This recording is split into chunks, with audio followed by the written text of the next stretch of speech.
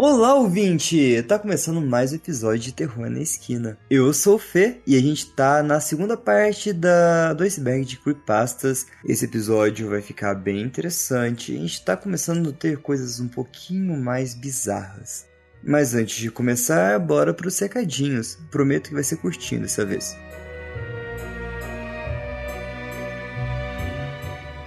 Dia 27/9, você que é apoiador do Terror na Esquina, e você que ainda não é, mas ainda dá tempo de ser, vai ser a nossa primeira live de episódio extra, que vai ser o guia de sobrevivência das creepypastas. Ela vai ser no dia 27 de setembro, e ainda não tem horário, mas vai ser nessa data, uma quinta-feira. Eu vou avisar no grupo da seita, mas se você quiser participar, é só você acessar apoia.se/terror na esquina, que lá você vai conseguir fazer o seu apoio, conseguir escutar as gravações, e para ter os outros benefícios é só seguir lá que tá tudo escrito bonitinho. A gente bateu 3.000 seguidores no Insta, e vocês tiveram uma ajudinha, hein? Porque eu postei um vídeo que acabou viralizando um pouquinho e bateu 100 seguidores que precisava bem rápido. Então a gente bateu 3.000 seguidores. Logo eu vou falar um pouco mais sobre como vai funcionar a live aberta para todos, mas eu vou estar marcando para outubro e já vou aproveitar no comecinho de outubro para poder falar como vai funcionar esse mês mais aguardado, que é o aniversário do terror junto com o mês do Halloween. Eu vou abrir mais uma vez uma enquete e vou perguntar a vocês: preferem um mês inteiro de terror mais tranquilo ou um mega episódio bizarro, pesado, como foi o episódio 105? Vou deixar a enquete aberta até o final da penúltima semana de setembro, que a última semana de setembro pega só segunda-feira no dia 30, então vai ficar aberto até o dia 27, que é uma sexta-feira. Dados os recadinhos, bora pro episódio.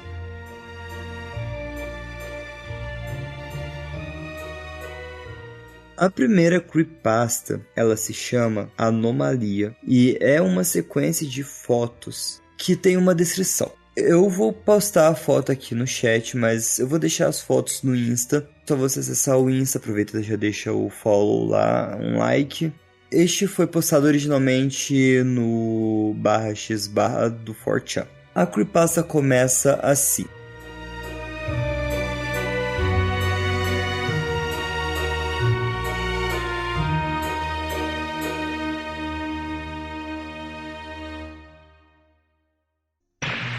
Interrompemos este programa para alertá-lo. O conteúdo pode ser perturbador e intenso. O episódio de hoje pode conter elementos que podem não ser adequados a todos.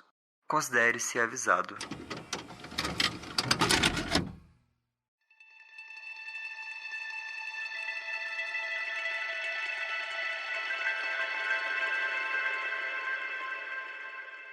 Saudações.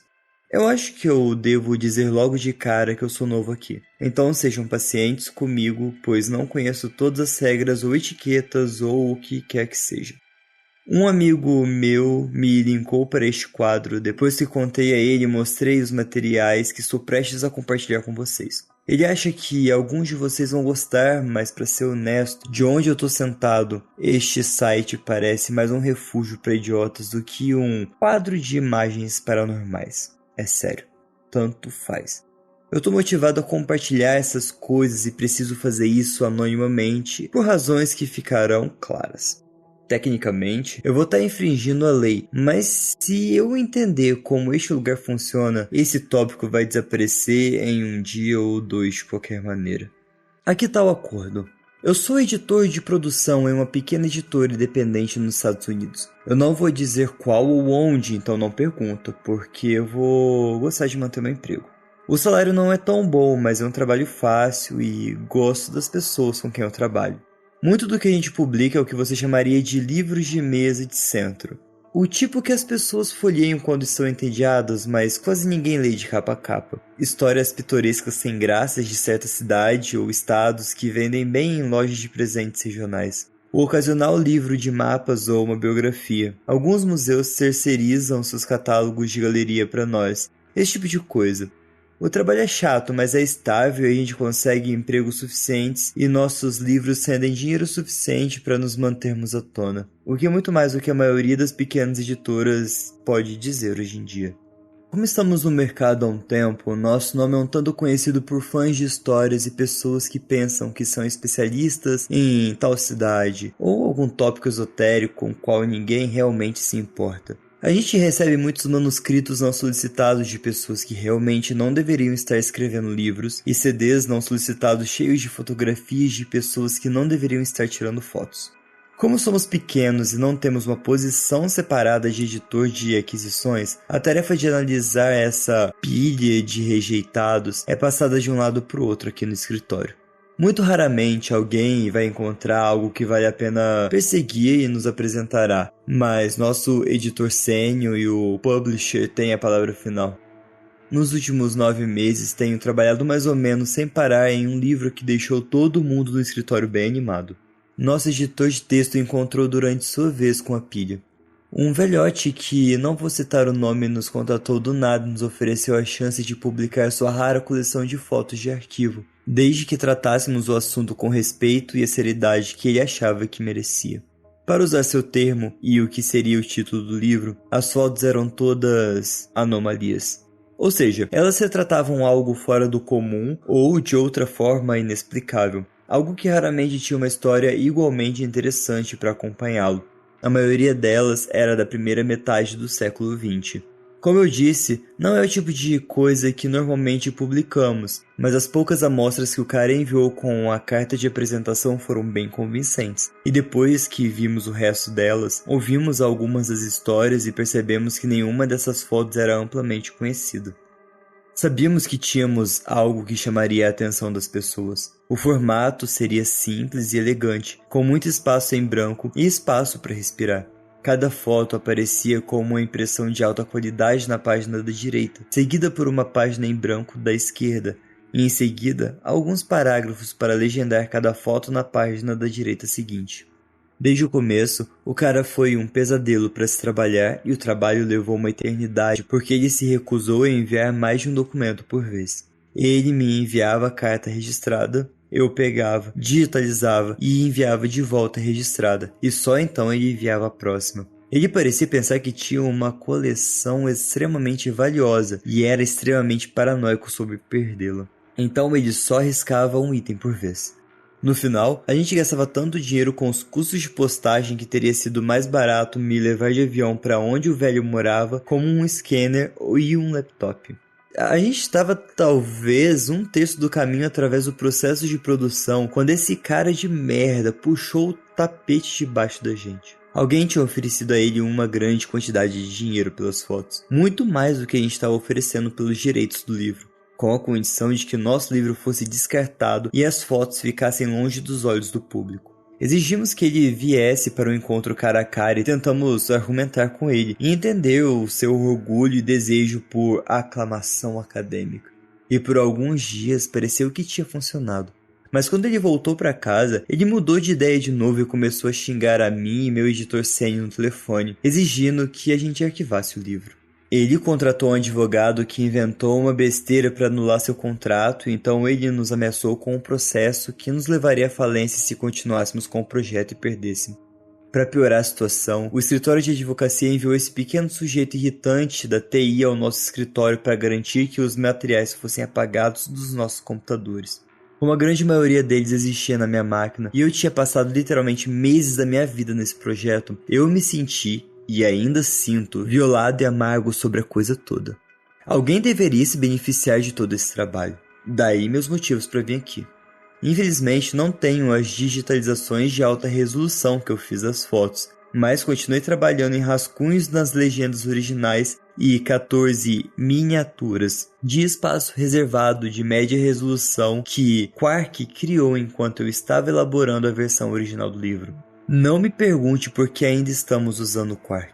É o que sabemos e pelo menos pagamos há muito tempo. Não deveria, mas ocasionalmente levo para casa os arquivos Quark funcionando para ajustar nas máquinas domésticas.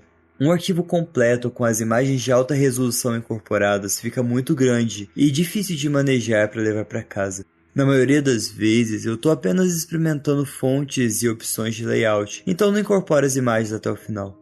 Depois que toda essa merda aconteceu, eu descobri que tinha um arquivo de trabalho na minha máquina doméstica que tínhamos feito até agora. Então, imprimi em PDF e depois retirei o texto e as imagens desse arquivo. Vocês verão os beneficiários disso. Só para deixar claro, eu não afirmo nada em relação à veracidade e à procedência dessas fotos. Eu não tô aqui para convencê-los de que são reais. Só tô colocando elas porque eu acho que elas merecem ser vistas e não escondidas na coleção particular de algum idiota rico. Foto 1 de 14. Um incêndio de Collingwood.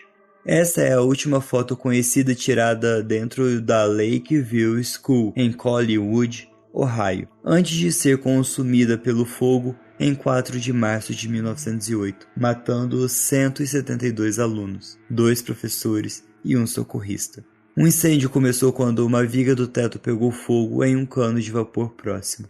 As chamas bloquearam as rotas de fuga, levando ao pânico e a uma debandada que prendeu um grande número de vítimas em uma escada, onde foram cozidas vivas.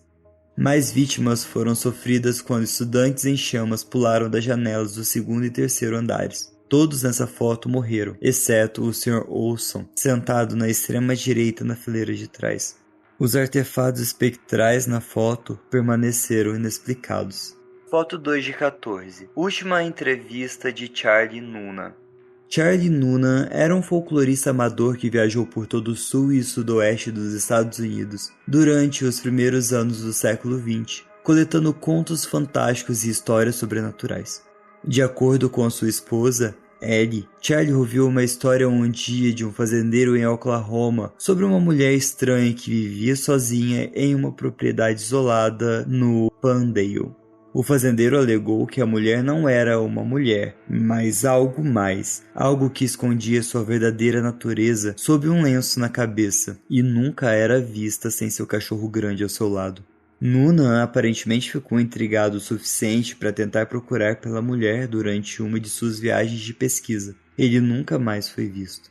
Ellie Noonan foi contatada mais tarde por um penhorista de Tulsa, que se lembrou de ter lido sobre o desaparecimento de seu marido nos jornais. Depois de encontrar seu nome gravado em uma câmera vendida a ele por um itinerante. O penhorista devolveu a câmera e a senhora Noonan mandou revelar o filme dentro dela na esperança de encontrar uma pista sobre o seu paradeiro. Esta era a única foto no rolo. Infelizmente, nem a localização da propriedade, nem o nome do fazendeiro que lhe contou a história foram registrados nas notas de Noonan.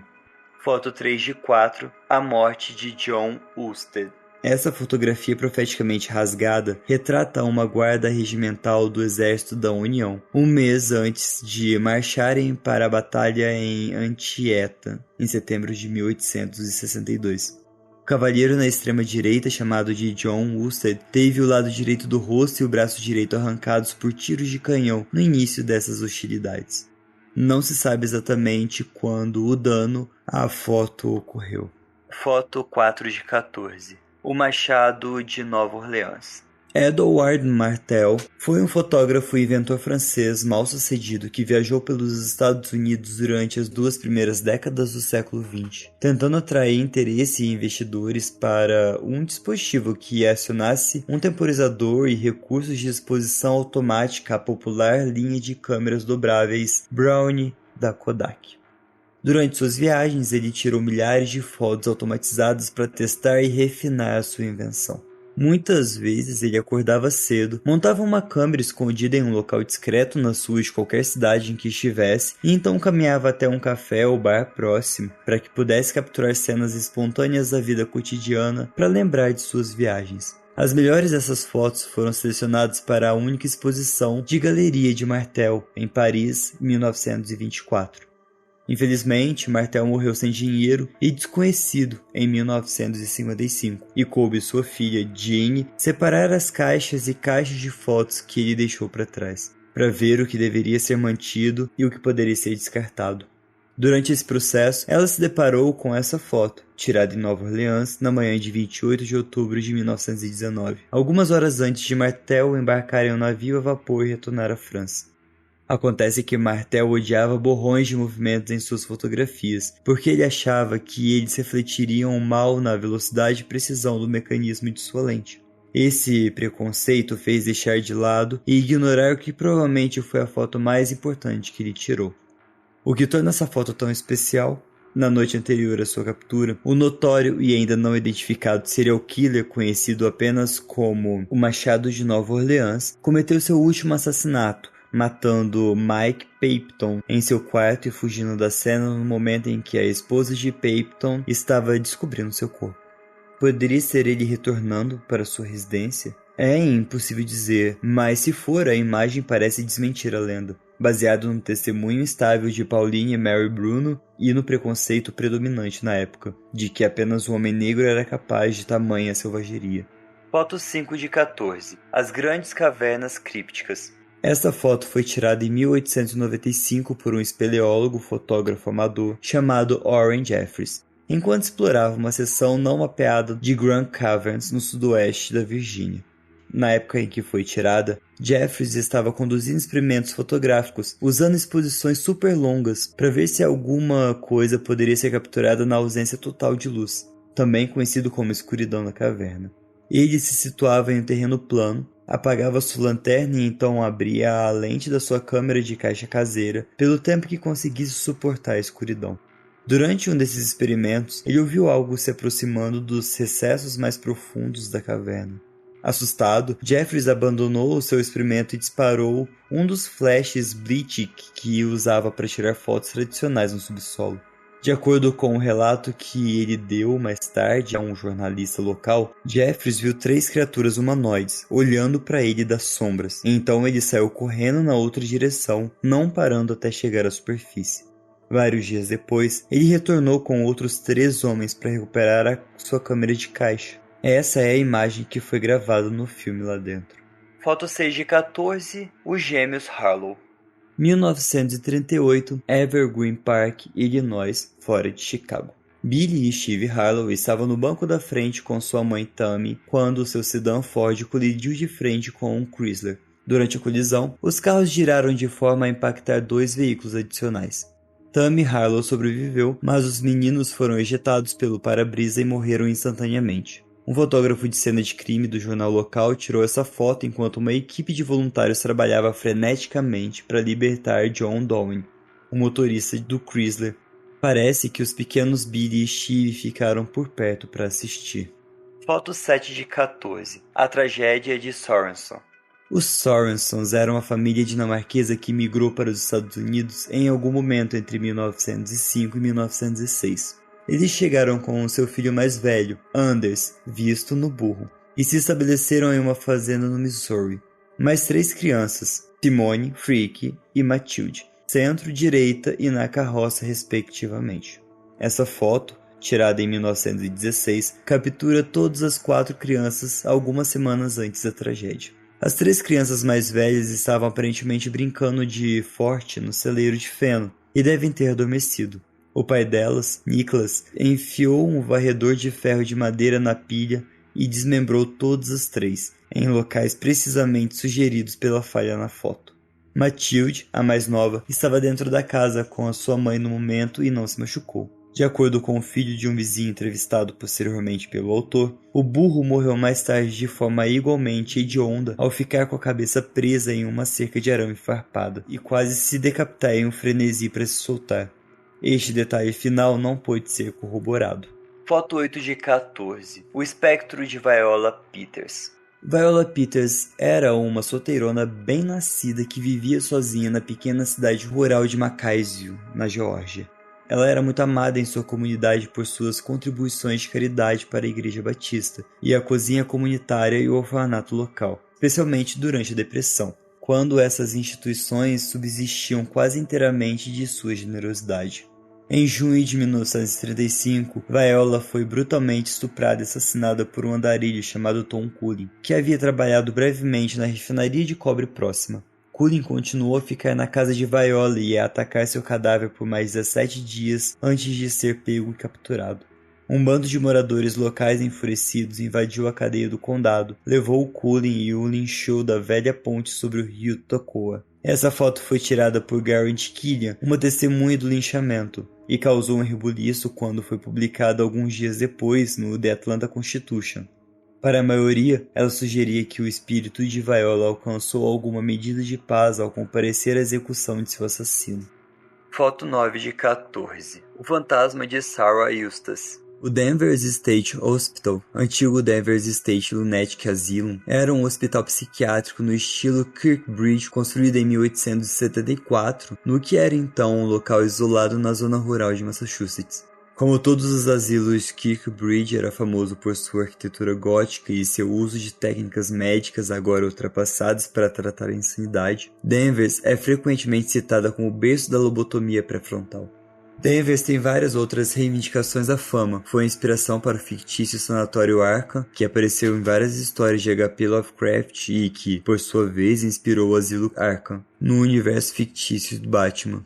Foi também onde o filme de terror Cult Session 9 foi filmado. Esse filme colocou a vasta rede de túneis abaixo de Danvers em um bom efeito cinematográfico. E não foi por acaso que os cineastas escolheram usar os túneis, já que os rumores de sua assombração perseguiam Danvers por mais de 100 anos.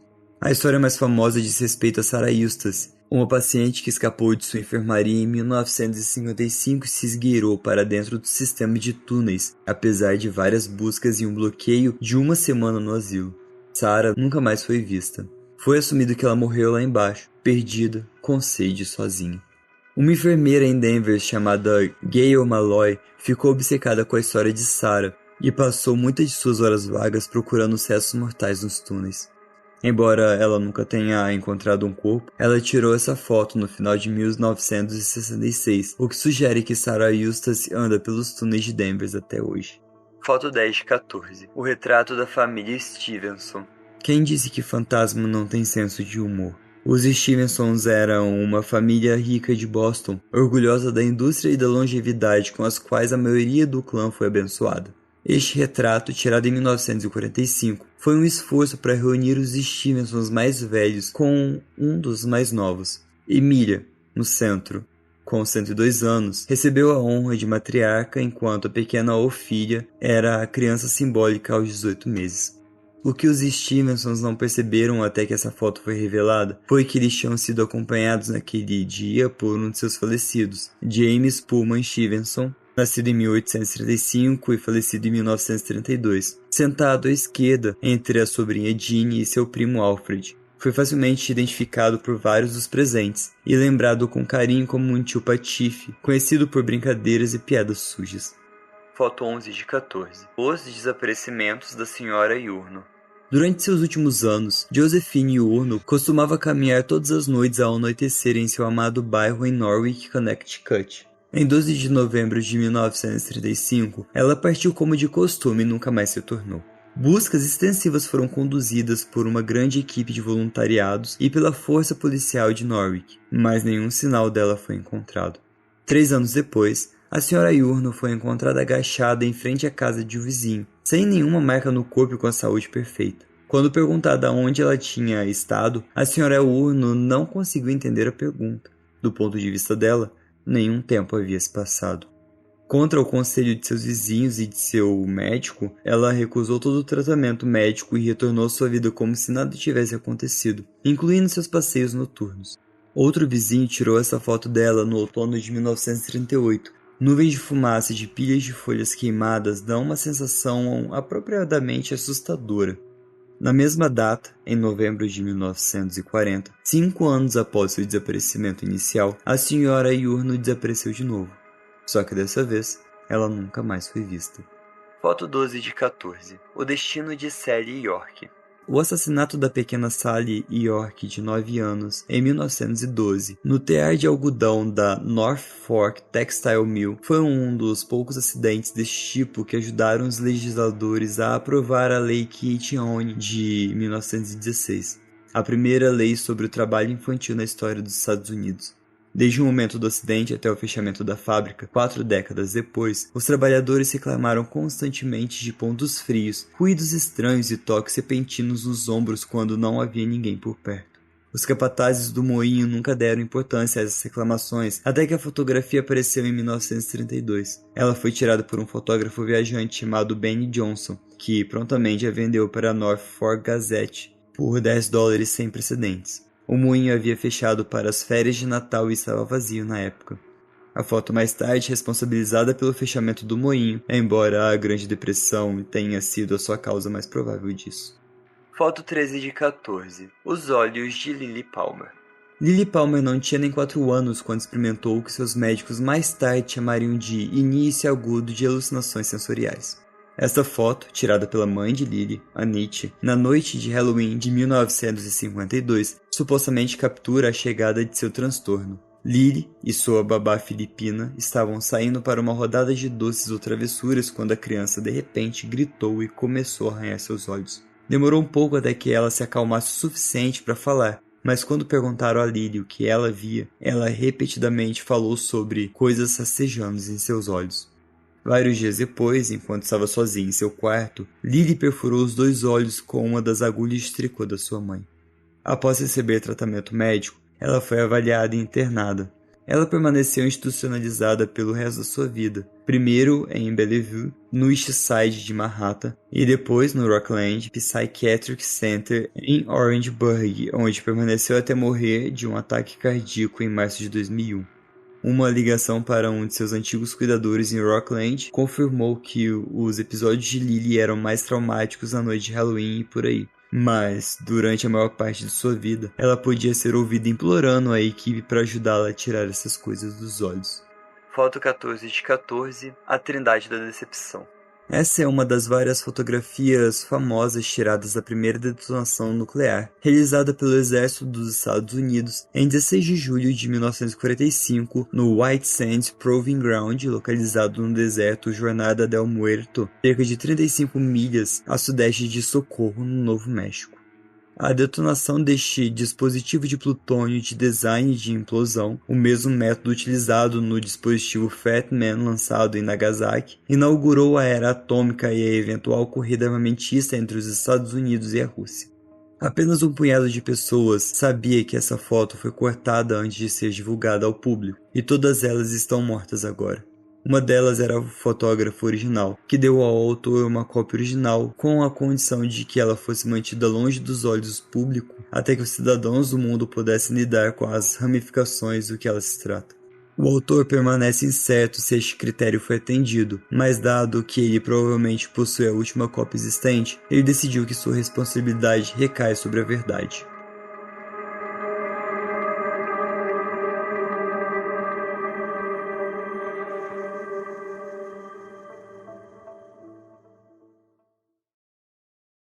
Essa foi a creepypasta. Ok, muitas delas, as fotos são mais enigmáticas, e eu acho que é isso que dá o charme da creepypasta. Que você precisa parar, analisar as fotos, e algumas estão escondidas os segredos delas, outras são mais óbvias. Essa última, que a foto foi cortada, eu particularmente preciso olhar um pouco mais para tirar as minhas conclusões, porque ela é muito mais intrínseca do que óbvia, como a foto da moça que está desaparecida, a criança arranhando seus olhos. Então eu acho que esse é o charme dessa creepypasta, que é muito boa, eu gostei pra caramba. Ela foi escrita pelo Ryan Betts e eu li no creepypasta.fandom.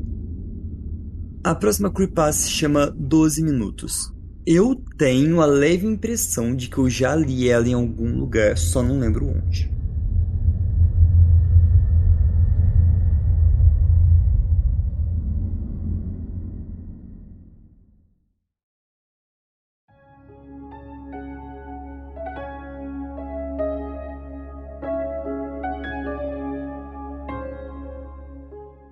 No outono de 1987, o canal de notícias local WSB-TV2 de Atlanta, Geórgia, estava tentando preencher uma lacuna na programação das manhãs de domingo. Após algumas solicitações de empresários locais, eles decidiram permitir que a jovem reverenda Marli Sachs usasse o bloco de horas disponível para fazer um show com tema religioso. Estreou em 18 de outubro, com pouca promoção. O show era uma tarefa religiosa padrão e consistia no reverendo sentado em uma cadeira simples lendo passagens da Bíblia para uma câmera e discutindo sua interpretação e significados para a nossa vida moderna e cotidiana. O show recebeu um número razoável de espectadores e continua a ser exibido até o início de dezembro. Foi então que o estúdio começou a receber reclamações extremamente estranhas dos espectadores de Palavras de Luz com a reverenda Marli Sachs. As ligações eram de mulheres, e somente mulheres, que vagamente se referiam a sentimentos desconfortáveis que tinham intervalos muito específicos durante o programa. Elas descreviam sentimentos de náusea, dor nas costas, tontura e visão turva. Essas pessoas que ligavam sem nenhuma razão discernível estavam convencidas de que era a exibição deste programa que estava causando esses sintomas. Mais tarde, foi determinado após 3 semanas de reclamações que esses sentimentos estavam acontecendo em intervalo de aproximadamente 12 minutos durante o curso do programa. A equipe do pequeno estúdio verificou todos os equipamentos de gravação, tanto de áudio quanto de vídeo, e não encontrou nada defeituoso. Quando o reverendo foi informado desse incidente, ele apenas deu de ombro e declarou enigmaticamente que alguns não conseguem lidar com a voz de Deus. O chefe do estúdio, sem saber a explicação e causa dessas reclamações, decidiu continuar a executar o programa. Em fevereiro, a audiência caiu drasticamente e foi decidido cancelar o programa. O chefe do estúdio imaginou que seria mais prudente gastar o máximo de tempo possível da notícia que estava agitando as outras 2 redes de notícias locais, a epidemia de abortos espontâneos. Começando em algum momento de novembro, o número de mulheres grávidas saudáveis sofrendo abortos espontâneos na área metropolitana de Atlanta atingiu mais de 300. O CDC não conseguiu encontrar nenhuma causa discernível para essa ocorrência aterrorizante. O reverendo recebeu o cancelamento do programa com o que só poderia ser descrito como indiferença abjeta. Quando informado, ele não protestou, apenas assentiu quase conscientemente. Ele deixou o estúdio depois de que o último episódio foi filmado sem nem mesmo dizer uma palavra e desapareceu da face da terra. Ninguém mais ouviu falar dele, nem de sua antiga congregação ou de qualquer membro da igreja. O estúdio seguiu em frente, preenchendo espaço com o informecial e continuou a se concentrar na história do aborto espontâneo. 1 ano e meio depois, um estagiário do estúdio da WSB descobriu as fitas da Palavra de Luz e começou a examiná-las em uma tentativa de encontrar filmagens de estoque para a próxima peça que a estação estava fazendo sobre o impacto que a religião teve na cidade.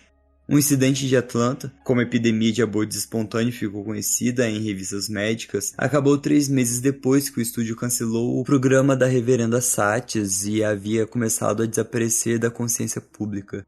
Enquanto o estagiário examinava as fitas, ele acidentalmente fez uma descoberta perturbadora sobre as filmagens. Ao tentar parar uma gravação em 10 minutos e 45 segundos, ele erroneamente apertou o botão de avanço rápido. Enquanto a filmagem passava, ele tentou levantar o botão com uma chave de fenda, e assim que ele conseguiu, a fita parou em 32 minutos e 1 segundo. O estagiário realmente caiu da cadeira quando olhou para o que estava congelado na tela. A imagem de uma cabeça decepada em decomposição preenchendo todo o quadro. Depois de se recompor, ele moveu o filme alguns quadros para trás e depois para frente e percebeu que sua mente não estava pregando peças nele.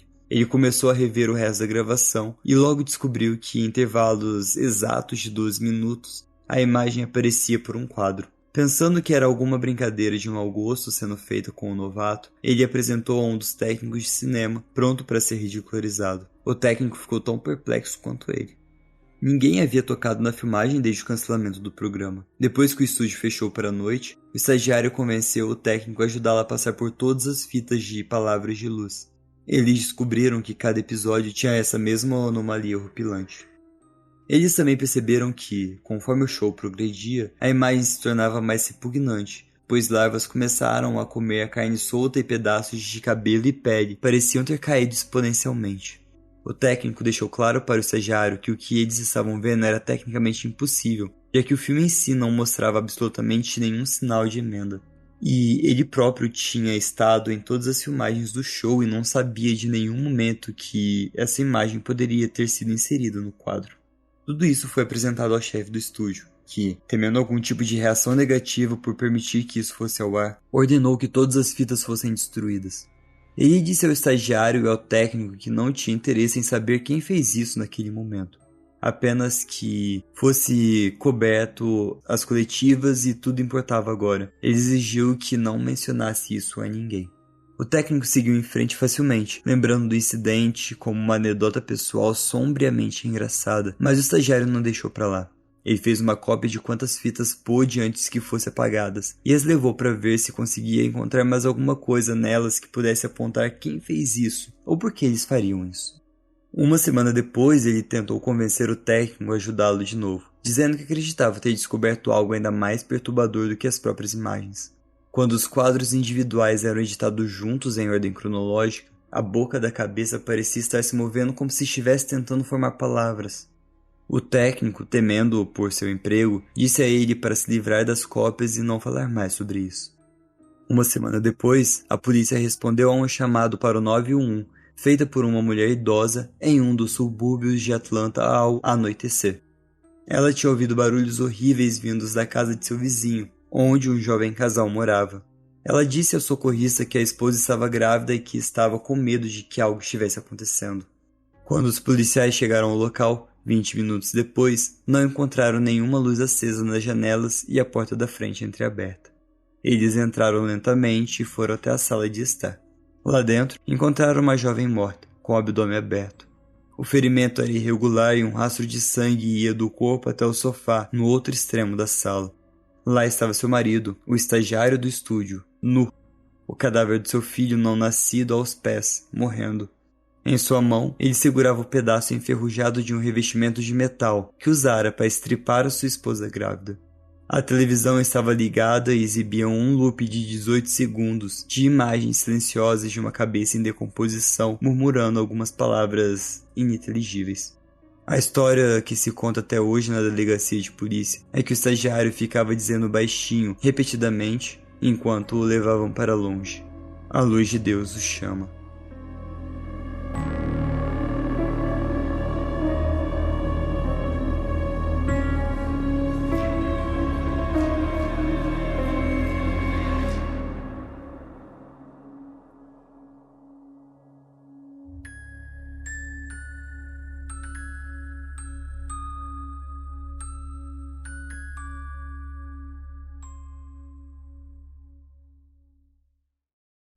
Eu lembro de ter lido isso em algum lugar. E é muito boa essa creepypasta. Muito boa. Eu curto pra caramba ela. Essa creepypasta foi publicada no Creepypasta Fandom. Ela foi escrita pelo RoboKey. A próxima creepypasta se chama A Boneca Molly.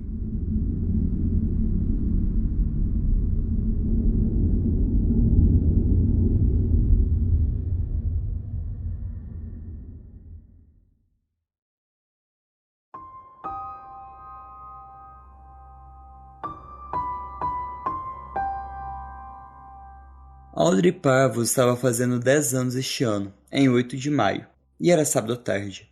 Audrey, sendo uma pessoa terrível em dar indiretas, sua mãe a levou para as lojas de R$1, deixando-a escolher seu próprio presente de aniversário.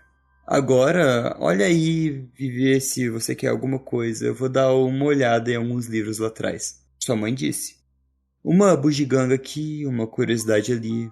Era uma lojinha pitoresca. Audrey não sabia o que comprar. Havia tantas coisas para escolher. Ela estava quase decidindo por um coelho de pelúcia quando o viu na vitrine. Uma linda boneca vitoriana antiga, com cabelos e olhos castanhos, com um vestido vermelho com detalhes azuis.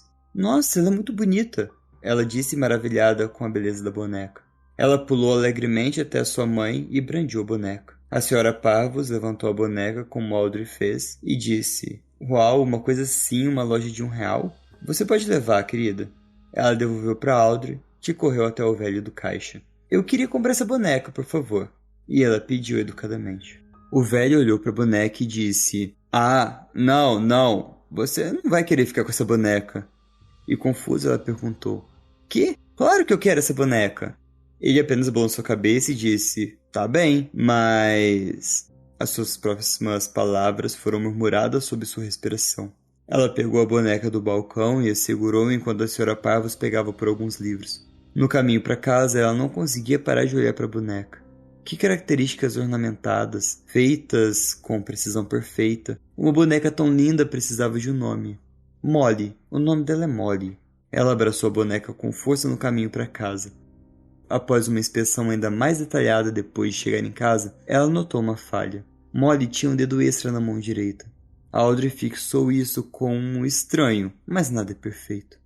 Depois de brincar com a boneca o dia todo, era hora de dormir, às 21 horas. A boneca era de porcelana, então ela deixou Molly na mesa da sala para brincar depois do café da manhã.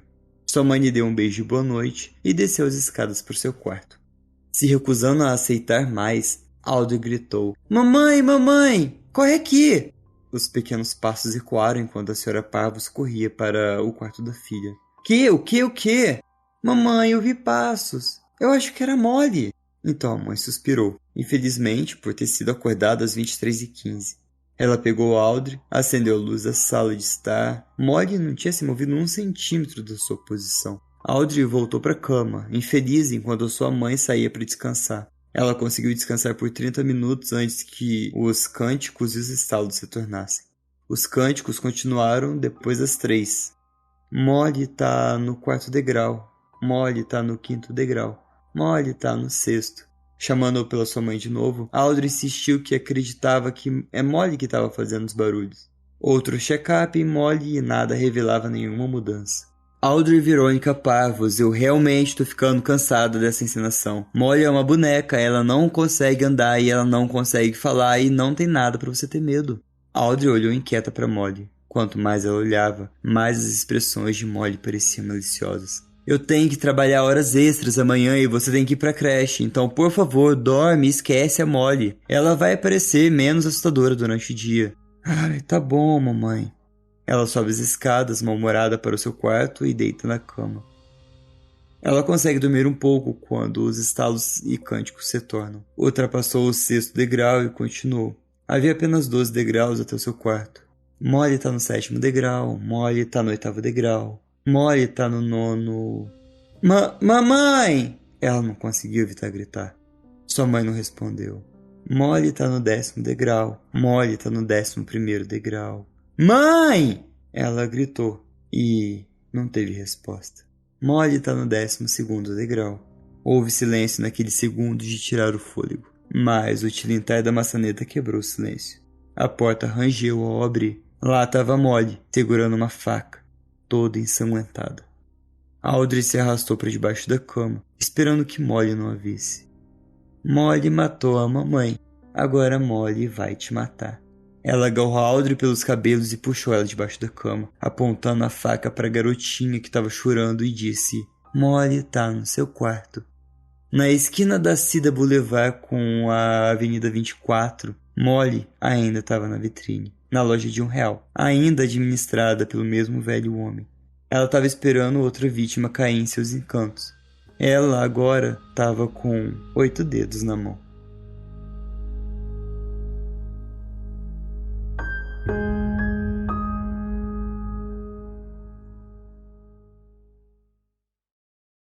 Caraca, que creepypasta boa! O que vocês acharam?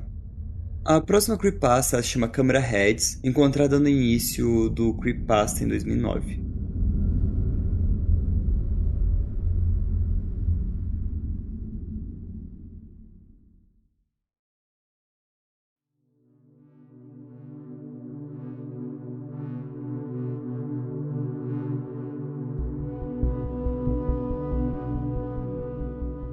Eu estava caminhando para casa por uma ravina próxima e me deparei com uma estranha pilha de pedra e um envelope rasgado com uma coisa escrita nele. Parecia ter sido escrito em carvão ou cinzas. Dizia: Eu matei um Camera Head. E na próxima linha, isso tocou Trevor. E na última linha, peça ajuda se eu não voltar. O conteúdo do DVD então foi carregado no YouTube pela pessoa, que prontamente fica em silêncio. Após a publicação inicial da história, Camera Head se tornou a primeira creepypasta a ser detalhada no wiki do Fórum Paranormal /x/, após sua criação no final de 2009. É aqui que os detalhes relacionados à história permaneceriam por vários anos, até mesmo sendo apresentados na categoria besteira da wiki, indicado frequentemente e republicado a ponto de supersaturação. Com o tempo, no entanto, o interesse gradualmente começaria a diminuir nesse site, o que, juntamente com vários ataques de outros fóruns de imagens, levou a sua reformulação da máquina e eventual fechamento. Quando isso ocorreu, todas as mídias postadas no site, incluindo o Camera Head, foram junto. Ao contrário da maioria dos conteúdos do site, no entanto, Camera Head permaneceu desaparecido como arquivo da página /x/, sendo poucos e distantes entre si. O mesmo aconteceu com fóruns paranormais, dos quais se sabe que existem muitos poucos arquivos antes de 2014, a essa altura em que pessoas começaram a tomar nota da indisponibilidade da história. Durante muitos anos após a sua publicação inicial, a história permaneceu estar completamente perdida. Em 18 de agosto de 2020, um usuário do 4chan postou um link para um vídeo relacionado a creepypasta em um tópico discutínuo, entre outras mídias perdidas. O vídeo, intitulado somente de câmera Red, foi carregado no YouTube em 8 de agosto de 2009, mesmo dia do tópico do 4chan, pelo usuário Kotiakov, e apresentado a descrição como um vídeo estranho que capturei em um mini DVD que encontrei em uma ravina perto da minha casa. O consenso geral concordou desde o início que o vídeo era de fato parte da creepypasta e descoberta do próprio tópico do 4chan confirmou isso completamente. Em 19 de outubro de 2020, o usuário Marlin005 das mídias perdidas do 4chan descobriu um link arquivado na seção Mudanças Recentes de /x/ por meio do site de arquivos archive.is. Foi por meio disso que descobriram um feed RSS de edição na página de câmera Red, que continha uma transcrição completa da postagem do 4chan que continha a história, tornando-a encontrada. Por muitos anos após o seu desaparecimento, muitos acreditaram que a creepypasta do câmera Red era muito mais extensa do que realmente era. Alguns a descreveram como sendo semelhantes a um formato de romance da House of Leaves de Mark Danielewski, com elementos de um ARG, com imagens e vídeos amaldiçoados do mini DVD, alegados serem memórias do que o próprio câmera Red tinha visto, e documentos das vítimas anteriores do câmera Red, supostamente sendo postados juntos com a história em si. Essa suposta vasta gama de conteúdo adicional levou a descrições variadas da criação das próprias câmera Reds, com alguns descrevendo-as como criaturas aparentemente humanas que agiam, talvez involuntariamente, como câmeras de vigilância, outros descrevendo-as como tendo câmeras ao invés de cabeça, daí o nome, e algumas alegando que eram um design biomecânico semelhante às obras de H.R. Giger. Desde então, foi provado que qualquer material adicional não existe, ou pelo menos não está oficialmente conectado a creepypasta em nenhuma capacidade. A própria página /x/ alegou que apenas uma postagem e um vídeo no YouTube foram feitos relacionados à história antes que o pôster inicial ficasse em silêncio. Há algo que a coleção da página na categoria Stub de /x/, um indicador de sua curta duração, serviria para corroborar. Isso se opôs diretamente às alegações da maioria das pessoas que havia um grande número de postagens e material suplementar criado para a história, e por muitos anos não ficou claro de que era essa a imprecisão. No entanto, em 16 de maio de 2022, o usuário PirateIT da Wiki de Mídias Perdidas descobriria um tópico arquivado no 4chan de 2012 sobre câmera Red que confirmou oficialmente que nenhum outro conteúdo relacionado à história existe, com esse tópico alegando que a postagem inicial matou a viabilidade e a popularidade dos câmera Reds. A própria criatura câmera Red ganharia popularidade em alguns círculos online, como por exemplo o Cryptidium, mas qualquer material criado sobre elas a esse respeito é totalmente desconectado da postagem inicial.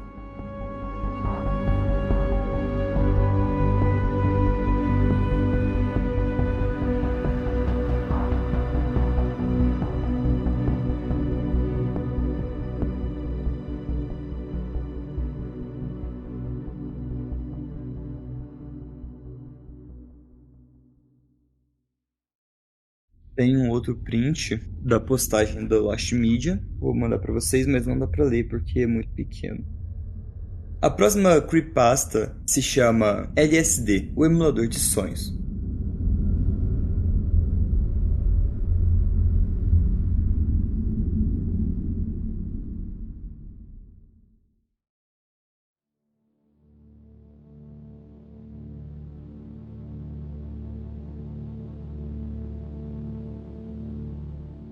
Alguns anos atrás, enquanto eu estava procurando no /x/ por jogos paranormais ou assustadores, eu me deparei com um obscuro jogo japonês para PlayStation chamado LSD, Emulador de Sonhos. Apesar do jogo ter sido lançado em números extremamente limitados, muitos sites de ROM o disponibilizaram para download. Naturalmente, eu o baixei, converti e comecei a jogar. Infelizmente, o arquivo .iso foi corrompido ou copiado incorretamente, pois eu não conseguia além da tela de título. E quando fui, tudo o que vi foi uma confusão de cores e um som estranho de distorção, como estática de rádio. Tentei baixar o .iso novamente várias vezes, tentando de diferentes sites, mas todos eram iguais. Cores estranhas, som estático e distorcido. Tentei postar perguntas em vários sites de jogos, mas quase ninguém tinha ouvido falar desse jogo, e menos ainda eu tinha jogado.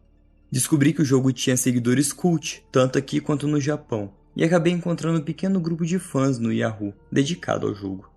Postei uma pergunta perguntando se alguém conseguiu fazer o jogo funcionar em emuladores, e alguns dias depois recebi uma resposta. Oi, eu sou um dos membros do grupo de ripagem que lançou o RIP do LSD. Conseguimos ripar o jogo com sucesso, mas nunca conseguimos fazê-lo funcionar em emuladores, apenas em hardware original. A essa altura eu já tinha praticamente desistido. Eu não tinha um console PlayStation e minha capacidade de atenção era curta, e eu tinha me mudado para outras coisas como Eversion e Omnic. Então, no começo desse ano, LSD foi lançado para a PlayStation Network japonesa. Eu me lembrei de quando eu tentei jogá-lo, até mesmo navegando no eBay algumas vezes na vaga esperança de que uma cópia barata aparecesse. Então, criei uma conta, comprei um cartão no PlayStation japonês, comprei o jogo e depois de baixar e instalar, comecei a jogá-lo. O logotipo do PlayStation apareceu, como de costume, mas com SEI, pois era um jogo japonês. Não havia tela de direitos autorais, mas eles também a removeram de vários outros jogos. O vídeo de introdução começou a tocar depois disso. Palavras coloridas diferentes saltavam pela terra, soletrando "linkando o sonho sapiente" várias vezes. Aparentemente era isso que LSD significava. Em inglês é Linking the Sapient Dream.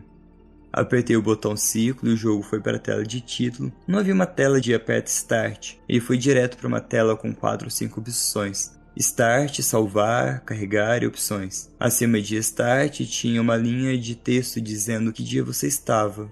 E ele exibia dia 1. Eu escolhi começar. Uma coisa que eu aprendi no grupo do Yahoo foi que o primeiro dia sempre começava com uma casa japonesa com 3 andares. O conteúdo da casa era aleatório. O jogo inteiro era jogado em uma visão de primeira pessoa. Andei pelo corredor em que comecei e dei de cara com uma estante de livros, e a tela ficou em branca. Essa é a coisa estranha sobre esse jogo. Você pode interagir com qualquer coisa, andar em qualquer coisa te leva para uma nova área, que o jogo chama de linking. O branco desapareceu e estava em um campo. Eu não conseguia ver muito longe porque cada área tinha neblina a alguns metros à sua frente. Os gráficos também eram básicos, com a maioria sem textura. Eu andei para frente, eventualmente esbarrando em uma árvore que me enviou para outra área. Dessa vez as coisas ficaram um pouco mais sinistras. Eu estava em uma cidade escura, em pé em um pier de metal. Um barco surgiu na neblina, na água, e um poste de luz iluminava as ruas. Desci pela estrada e me deparei com becos. Grafites cobriam algumas paredes. Estranhos olhos multicoloridos me encarando. Então ouvi um barulho e a tela piscou rapidamente, e eu me virei. Logo atrás de mim, um homem apareceu. Ele estava usando um chapéu cinza e um sobretudo, e ele estava caminhando lentamente em minha direção, quase deslizando pelo chão. Tentei andar para trás para fugir, mas meu controle não estava respondendo, e ele estava se aproximando. Por uma fração de segundo, 2 pontos vermelhos brilharam sob seu chapéu, e então a tela piscou de novo. Dessa vez eu estava de volta em casa, mas algo tinha mudado. As texturas das paredes foram substituídas por imagens de violência real. Mulheres sendo estupradas, crianças dilaceradas, canibalismo, tortura, um japonês quebrando os próprios dedos com um martelo. Conforme eu me movia pela casa, as imagens começaram a piorar lentamente, e a música começou a distorcer e ficar mais lenta. O corredor estava mais longo do que antes e estava ficando mais escuro. Eu sabia o que estava no final do corredor. Era ele. Eu segui em frente, a bile subindo na minha garganta e eu lutando contra a vontade de vomitar, enquanto as imagens começavam a escalar para níveis terríveis de obscenidades e violência. Alguns passos à frente, um homem removendo as pernas de um menino, mais alguns, uma mulher grávida cortando o próprio feto. Mais adiante, uma gangue de homens cortava uma vaca em pedaços, enrolando os órgãos internos em volta de seus corpos. Mais perto do fim, pessoas sendo forçadas a comer o cadáver de uma criança, vomitando enquanto comia partes deles. Finalmente, cheguei no fim do corredor. A tela ficou preta e uma linha de texto apareceu. Era um link. http://oharaweb.weebly.com/lsdgmn.html. Anotei o link rapidamente e alguns segundos depois o jogo ficou branco de novo e retornou à tela de título. Dessa vez os status dizia D dia 00.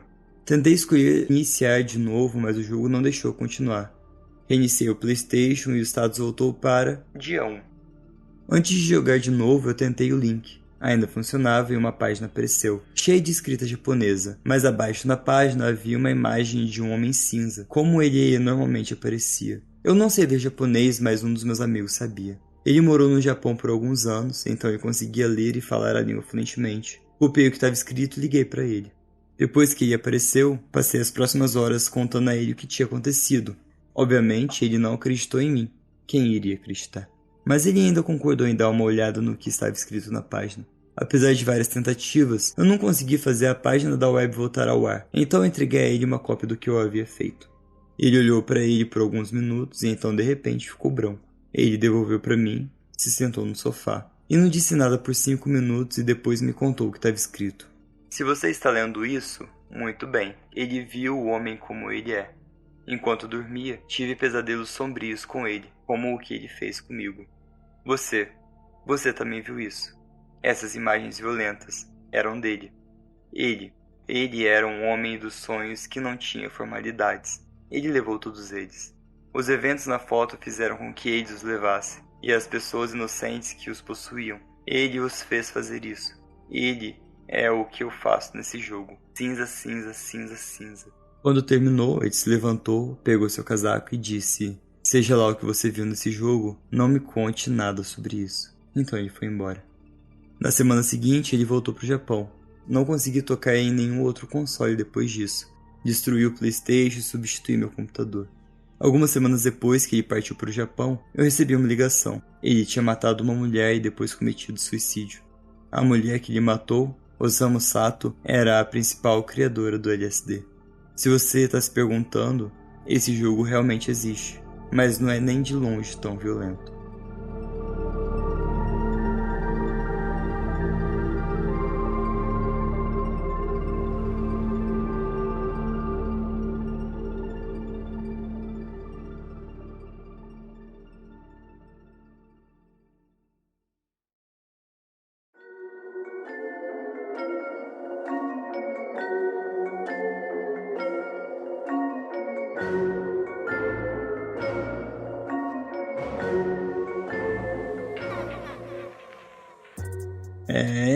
Esse episódio foi pesadinho, gostosinho, um pouquinho gore. Eu espero que vocês tenham gostado.